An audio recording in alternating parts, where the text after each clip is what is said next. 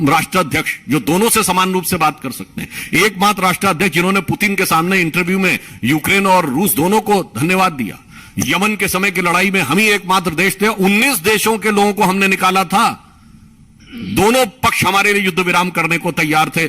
और आज जहां तक विदेश नीति की बात, तो मैं सिर्फ पूछना चाहूंगा, राहुल गांधी जी के अनुसंधानकर्ता लोग बता दें, आज 4-5 देशों का नाम बता दें जो चीन के साथ खड़े हों। पूरी दुनिया हमारे साथ खड़ी है, इसके बावजूद उन्हें कंफ्यूजन नजर आता है। तो उसका कारण यह है कि भारत घूमने से नहीं, भारत को अनुभव करने से भारतीयता समझ में आती है। मैं कोट करना चाहता हूं, एक बहुत बड़े चाइनीज थिंकर हुए हु शी, जो कि पीचिंग यूनिवर्सिटी के वाइस चांसलर भी रहे, यूएन में चाइना के परमानेंट रिप्रेजेंटेटिव रहे और बहुत बड़े थिंकर थे। उनका एक बड़ा फेमस कोट है, India has culturally dominated and controlled China for more than 2000 years without sending a single soldier across the border. Bharat को समझिए, भारतीयता को समझिए, यह प्राचीन राष्ट्र है। We are the only surviving civilisation of the ancient world.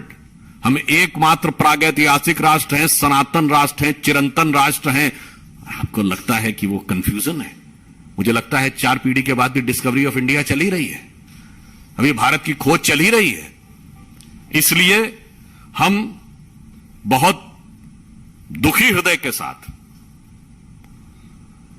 और आक्रोशित होकर यह कहना चाहते हैं कि जिस प्रकार का प्रचार भारत, भारतीयता के मनोबल को गिराने का प्रयास राहुल गांधी जी के इंटरव्यू के माध्यम से कांग्रेस पार्टी ने किया है, वह सर्वथा निंदनीय है और वह अक्षम्य है।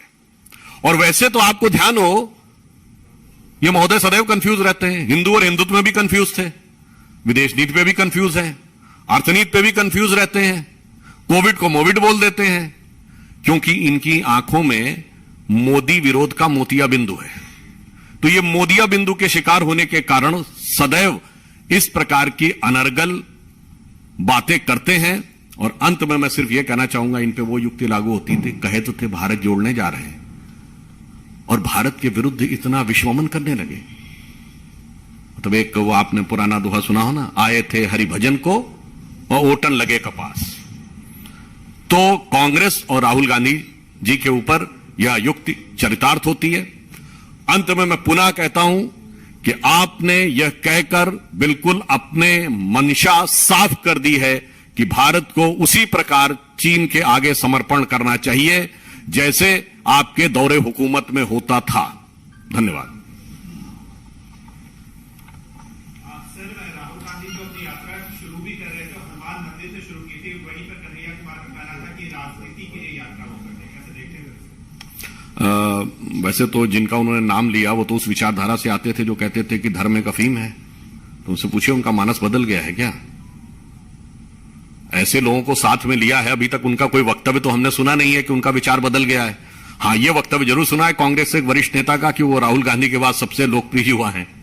तो पहले तो तय कर लेना कि किसका विचार सही है, मंदिर जाने वालों का या जो कहते थे कि धर्म एक अफीम है, या वो उनके कर्नाटक के कांग्रेस के कार्यकारी अध्यक्ष जो कहते थे हिंदू शब्द गंदा है, या जिसके साथ वो इंटरव्यू दे रहे थे जिसको भारतीयता और हिंदू धर्म के इतने विराट और महान शासक हिंदू नजर नहीं आते थे।